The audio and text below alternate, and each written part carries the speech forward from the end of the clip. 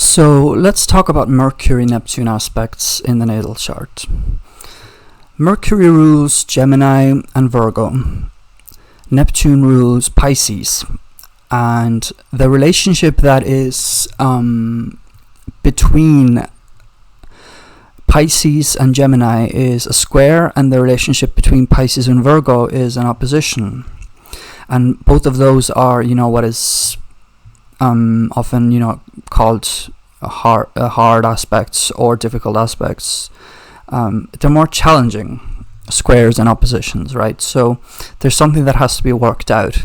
And so we could say that the natural relationship between Mercury and Neptune is that of a square or opposition in that sense. So they're not necessarily compatible in the sense that Mercury wants to have precise information, precise communication, wants to kind of sift through data in whatever information there is, and Neptune is about dissolving boundaries. It's about fantasy. It's about spirituality. It's about compassion. It's about things of the unseen nature that have less to do with our conscious intentions or our conscious mind. So when you have an aspect with Mercury and Neptune in the chart, you could say that the Mercury and Neptune in that case are talking to each other in whatever way that takes shape, in terms of whether it's a square, a trine, sextile, opposition, a conjunction. But it's basically, you could say that with any of those aspects, you could say that the conscious mind and the way of perceiving, communicating, is taking on some of those Neptunian qualities. So the lines can actually be blurred with communication. So you might have misunderstandings. You might have situations where you're trying to communicate something and something gets lost in the Chinese whispers. You could be very fanciful. You could be very fantasy filled, and that could be very positive, or it could be a negative in some situations. It also depends on the nature of the aspects that the aspect that you have. So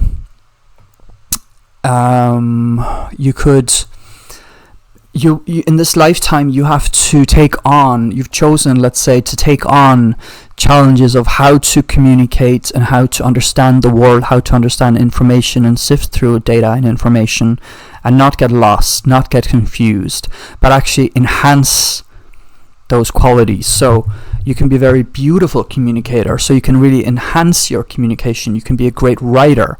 You can write movies, you can write scripts for, plays. It's something that comes naturally to Mercury Neptune, because specifically with something like the trine, although the trine can be lazy, but with the sextile as well, you kind of have the opportunity there to do something great and work your magic when it comes to your communication, because Neptune is adding kind of a beauty, fantasy, something fantastical. It's trying to take you out of the mundane. It's trying to take you out of the common mundane reality through your communication, through what you're perceiving, through the way that you're communicating what you're perceiving. So Mercury Neptune people can be very poetic.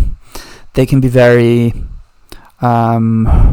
compassionate in their words. So if you need somebody to offer their shoulder to cry on, to kind of talk about your issues, your problems that you're having, Mercury Neptune person is the kind of person that is going to, let's say, take that on in a way that hopefully doesn't cause too much chaos for them. But if in terms of like something like the square, you could have a situation where the Mercury square Neptune person might take on so much data and data and information from communicating with someone that they actually get overwhelmed, because Neptune doesn't have any boundaries. So it can get overwhelmed easily. So there's a bit of a loss in the specificity of the communication. There can be a loss in boundaries when it comes to communication. Mercury-Neptune could be the person that talks so much that there's no boundaries. They don't know where they're supposed to stop talking in a situation. It could also be a situation where they don't talk enough because they're in their own head, they're imagining things, they're reciting poetry, they're singing songs in their head, they're imagining a beautiful world, they're writing poetry in their head, or they're writing music in their head. So either one of those can happen with Mercury-Neptune. And with Mercury-Neptune, there can be misunderstandings in communication. Particularly, I would say with something like the opposition or the square. So, the opposition has a lot to do with how we relate to other people and situations in our lives that have to do with other people and what they kind of are trying to show us. So Mercury opposite Neptune people might often be in situations where they are communicating something in a way that the other person doesn't understand, or the other person is communicating something that the Mercury opposite Neptune person doesn't understand. And the Mercury square Neptune person might, for example, let's say, misunderstand their own mind, if that makes sense. So they don't know what to trust sometimes. They don't know which pieces of the information to trust because there's so much coming in, almost from other realms, which is like Neptune, and there's no boundaries with what they're letting in. So you kind of have to make a decision sometimes about, well, what am I going to let in? What am I not going to let in? What is mine? What is not mine? What parts of this information should I act on? Maybe look at what Mars is doing. Mars is about action. What should I act on? What should I not act on? When is it time to rest? When is it time to act? So Mercury-Neptune people can be people that come across like, they have maybe low energy, or they would do with taking time out to rest at appropriate times more often, so that they have less times when they're kind of not rested when they should be rested. So it's very important for Neptune Mercury people, I think, to prioritize and schedule their sleep very well, so that they can manage their day-to-day life better because they've slept better. And speaking of sleep, Mercury-Neptune people can also be very dreamy, and they can literally have very fantastical dreams at night, and also dreams in the sense of what they want in the world, what they would like for themselves, what they would like for society, what they would like for their own community. Because Mercury-Neptune people can also have visions. They can have visions of a greater world. They can have beautiful ideas. They can have, it's fantasy. It's about creating something, and it's about seeing something beautiful that isn't there yet, and that you're trying to kind of find that ideal world. But it's just about trying to create that ideal world almost, even in your own life, in your own circle, like trying to have the perfect partner or the perfect life for yourself. But it is about sometimes just about not getting carried away.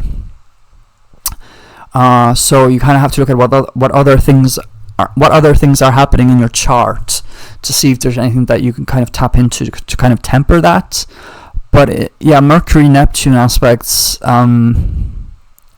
can be just absolutely wonderfully beautiful, but also there can be an element of confusion, of loss of concentration, fantasy to the point of alienation, or just delusion.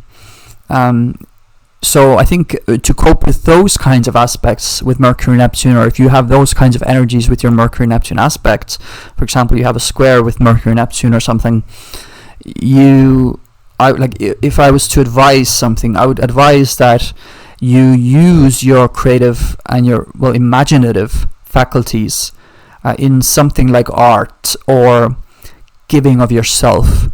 So even something like writing poetry or making art can be giving of yourself. It's almost like you're helping someone, because somebody might read a poem that you wrote or look at a painting that you painted and get something from that helps them in their life, or something opens up for them in their consciousness, because you're sharing something that was in your consciousness. and we're all kind of in the same world, we're all in the same reality in a sense. We have different ways of perceiving it, but we're all kind of in the same kind of world and reality. And so you are sharing something of the way that you see the world, and somebody else is receiving that, right? Receiving is also a very Neptunian word, I would say. So you are, the other person is receiving that and getting something from that, and so that is in a way almost like being helpful towards other people.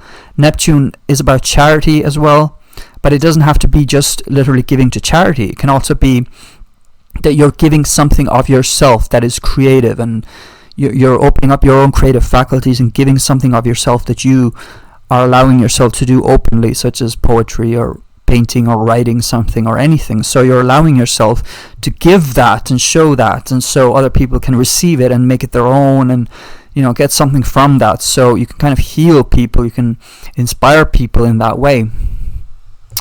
I also just want to say I would like to just mention that I'm open to doing readings, so birth chart readings, transit readings. Maybe I could do some synastry or composite as well, but I would like to maybe mainly focus on birth chart readings and transit readings. So if anybody would like a reading, do email me at mattothinks@gmail.com, and we can sort something out. And if you like this, if you got something out of it, do leave a like and leave a comment if you have any thoughts or experiences about this aspect. I'd love to read them. And subscribe if you'd like more from me as well, if you haven't done so. So thank you for listening.